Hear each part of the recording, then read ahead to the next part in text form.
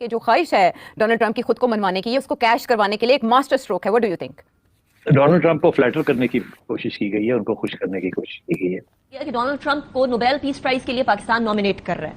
अब एक ऐसे मौके पर जहां ईरान और इसराइल में जंग चल रही है और बड़े कभी इम्कानात है कि डोनाल्ड ट्रंप इसराइल का साथ। अमेरिकी सदर ट्रंप की मुदाखलत से पाकिस्तान भारत जंग टल गई। इस तरीके से उन्होंने एक और टारगेट अचीव किया है कि डेमोक्रेट्स को निशाना बनाया है। मेरा मतलब है जितने मुहज़्ज़ब ममालिक हैं, जो गाजा में फॉर एग्जांपल हुए, जो लेबनान में हुए, जो दूसरे ममालिक में यमन में हुए, उसको किसी तरह से कह सकते हैं कि जो उसके पीछे खड़ा है वो एक पीसफुल आदमी है और उसको हम उस हद तक जाएं कि नॉमिनेट करें।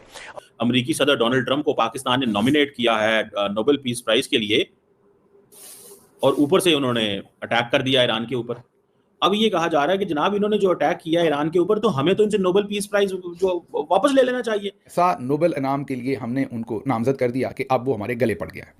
अब उसी वजह से, क्योंकि उसकी अब हजीमत इतनी हमारे लिए बन गई है, पतंग जब बहुत ऊंची चली जाए तो या वो कटती है या उसे समेटना पड़ता है। एक तरफ हुकूमत के इस फैसले को दोनों ममालिक के दरमियान ताल्लुकात बेहतर बनाने का मौका करार दिया जा रहा है, तो दूसरी जानिब गजा और ईरान में इसराइली जारियत की अमरीकी हिमायत की वजह से हुकूमत के फैसले पर सवालात उठाए जा रहे हैं। जय हिंद दोस्तों, ऐसे भारत मीडिया में आप सभी का स्वागत है। दोस्तों, पाकिस्तान के आर्मी चीफ आसिफ मुनीर और पाकिस्तान के सरकार से लेके पाकिस्तान के सोशल मीडिया तक कुछ दिन पहले ट्रंप को नोबेल पुरस्कार देने का मांग किया था, जिसके बाद से पाकिस्तान के field marshal Asif Munir America में जाके ट्रंप के साथ लंच कर रहे थे और ट्रंप को खुश करने की कोशिश में लगे हुए थे। और ट्रंप को ये मालूम हो गया कि मुझे नोबेल पुरस्कार मिलने वाला है, जिसके वजह से ट्रंप लगातार भारत और पाकिस्तान के बीच शांति कराने का क्रेडिट ले रहे थे। पाकिस्तान सरकार ने अमेरिका के राष्ट्रपति को 2026 के शांति का नोबेल पुरस्कार देने का मांग लगातार कर रहे थे। ट्रंप ने पाकिस्तान के आर्मी चीफ आसिफ मुनीर को इसी वजह से व्हाइट हाउस में मीटिंग और लंच का न्योता भी दिया गया था, और मुनीर ने भी ट्रंप को शांति नोबेल पुरस्कार देने की मांग किया था। लेकिन दोस्तों, आप लोग को वीडियो के हाईलाइट में देखने को मिला होगा किस प्रकार पाकिस्तान के टीवी एंकर अब इसके खिलाफ हो गए हैं और ट्रंप को नोबेल पुरस्कार न देने की मांग कर रहे हैं। दरअसल इजराइल और ईरान के बीच लगातार जंग हो रहा है, और इसी बीच अमेरिका भी इस जंग में कूदा और ईरान के न्यूक्लियर साइट पर हमला करके ये साबित कर दिया कि अमेरिका इजराइल की तरफ है, जिसके कारण पाकिस्तान के टीवी एंकर अब ये बोलना चालू कर दिए हैं कि अमेरिका तो इजराइल की तरफ है और इजराइल हमास फिलिस्तीन पर हमला करता है और पूरे मुस्लिम देश को बर्बाद करना चाहता है। तो क्या पाकिस्तान सरकार को यह सोचना चाहिए कि ट्रंप को नोबेल पुरस्कार मिलना चाहिए या नहीं मिलना चाहिए? तो दोस्तों, इस प्रकार के पाकिस्तान मीडिया में चर्चा चल रहा है, तो आप लोग ये रिएक्शन वीडियो अंत तक पूरा देखिए और कमेंट में अपना राय लिख के जरूर शेयर करना। अमेरिकी सदर डोनाल्ड ट्रंप को पाकिस्तान ने नॉमिनेट किया है नोबेल पीस प्राइज के लिए, और ऊपर से उन्होंने अटैक कर दिया ईरान के ऊपर। अब ये कहा जा रहा है कि जनाब इन्होंने जो अटैक किया ईरान के ऊपर, तो हमें तो इनसे नोबेल पीस प्राइज जो वापस ले लेना चाहिए। हमने जो नॉमिनेशन की है इनकी, हम क्यों कर रहे हैं? हम ये क्यों कर रहे हैं? ये सवाल है जनाब। इस सवाल को थोड़ा सा जवाब देने की जरूरत है। हम ये क्यों कर रहे हैं? ये क्या प्रॉब्लम है? हमें ये नहीं करना चाहिए। हमें नोबेल पीस प्राइज नहीं लेना। और इस वक्त लड़ाई हो रही है पाकिस्तान के अंदर, pro military and anti military, pro government and anti government जो ग्रुप्स हैं उनकी।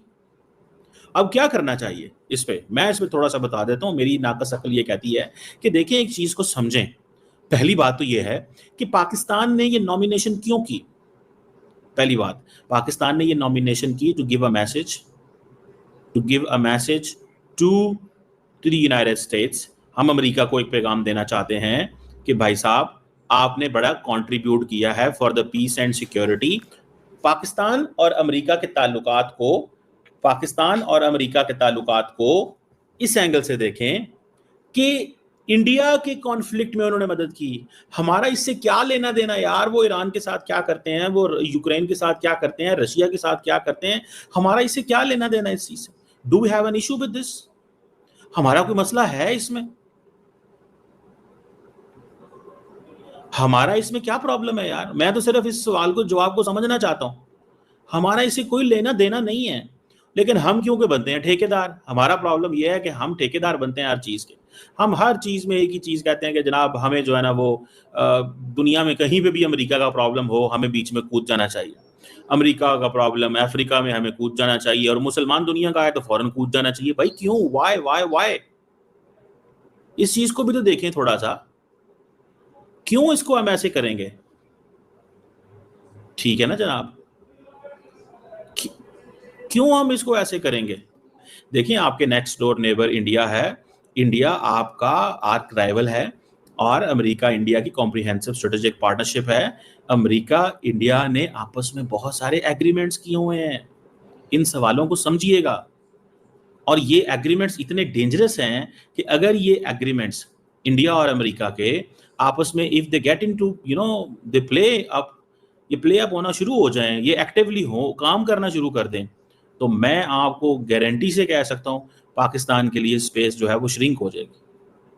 सो हमें थोड़ी सी कोशिश ये करनी चाहिए कि भाई साहब हमें इस चीज को इस अंदाज से स्टडी करना चाहिए कि ये जो कॉमकासा बीका जैसे एग्रीमेंट से they are a challenge for Pakistan. India is a net security provider in the region. वो अमेरिका जब भी कहेगा इंडिया को, इंडिया एक्टिवेट हो जाएगा। गो के इंडियंस कहते हैं हम स्ट्रेटेजिक ऑटोनॉमी दिस दैट ये वो, लेकिन ये मौका शॉर्ट विंडो है पाकिस्तान के पास। इस शॉर्ट विंडो को, ये हमारी सर्वाइवल का टाइम है। ये हमारा वो स्टेटस नहीं है जो इंडिया का स्टेटस है as a long term comprehensive global strategic partner. हमारा वो स्टेटस नहीं है। इंडिया को वो कहते हैं नेट सिक्योरिटी प्रोवाइडर, हमें नहीं वो कहते। फील्ड मार्शल साहब की होर्डिंग्स लग गई थी, बड़े बड़े बिलबोर्ड्स लग गए थे। बिल्कुल उसी तरीके से डीजी ISPR साहब ने एक पूरा प्लान मुरतब किया हुआ था कि पहले एयरपोर्ट के ऊपर एक जश्न चरागा होगा, फूल ख़रीद कर दिए जाएंगे, घोड़े नचाए जाएंगे, उनको रिसीव किया जाएगा। उसके बाद पूरे मुल्क के अंदर एक नेशनल सेलिब्रेशंस होंगी। लेकिन इस सारी चीज़ के आड़े आ गया सदर ट्रंप का नोबेल इनाम। जी हाँ, वो ऐसा नोबेल इनाम के लिए हमने उनको नामज़द कर दिया कि अब वो हमारे गले पड़ गया है। अब उसी वजह से, क्योंकि उसकी अब हजीमत इतनी हमारे लिए बन गई है, पतंग जब बहुत ऊंची चली जाए तो या वो कटती है या उसे समेटना पड़ता है। वहाँ पर लहराना ज़्यादा देर मुश्किल होता है। लोगों को ये कहा जा रहा है कि असी वापस आ गए किसी ने दसी ना। एग्जैक्टली लोगों को कहा जा रहा है कि नोबेल इनाम की तो बात ही ना करें। जी हाँ, पाकिस्तान टेलीविज़न के जितने भी बड़े टेलीविज़न हैं उनके डायरेक्टर न्यूज़ को बुलाया गया और ये अदील साहब की खबर है सियासत पीके से। उन्होंने ये सबसे पहले खबर दी थी, उन्हीं का क्रेडिट बनता है। पाकिस्तान का जितना भी मीडिया है उसको बुलाया गया और उन्हें कहा गया कि ख़बरदार आप में से किसी ने सदर ट्रंप के लिए जो हमने नोबेल इनाम की जो नामजदगी की है उस पर आपने बात नहीं करनी। अगर आपने बात की तो फिर आपका जो हशर होगा वो आप खुद देखेंगे। उसके साथ साथ इतनी ही इंस्ट्रक्शन नहीं थी, साथ ये भी इंस्ट्रक्शन थी कि अगर पाकिस्तान तहरीक इंसाफ के किसी गेस्ट ने नोबेल इनाम के ऊपर कोई बात करने की कोशिश की तो उसको सेंसर कर दें, काट दें उसे। नोबेल इनाम का जो लफ्ज़ है वो नहीं आना चाहिए, वो बहुत ख़तरनाक है, हमारे लिए मामला बहुत ही गंभीर हो गया। यही नहीं, आप ज़रा आगे चलते हैं। आगे ईरानी सफ़ीर जो है उन्होंने इस्लामाबाद के अंदर प्रेस कॉन्फ्रेंस कर दी। जब बुरा वक्त हो ना तो बंदा ऊँट पर भी बैठा हो तो कुत्ता काट लेता है। और ये मैं आपको 4-5 दिन पहले बता रहा था, तब आप मेरी बात नहीं सुन रहे थे, गौर नहीं कर रहे थे।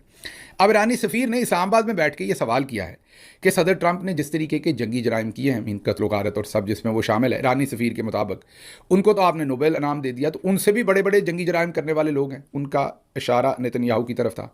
तो उन्होंने कहा उनको फिर आपने क्या देना है। वैसे ईरानी सदर को हमारी कैपेबिलिटी का नहीं पता, उन्हें पता ही नहीं कि हमारे पास तमगा हुस्न कारकर्दगी, तमगा शुजात, तमगा बसालत, इधर तो तमगा ही तमगे।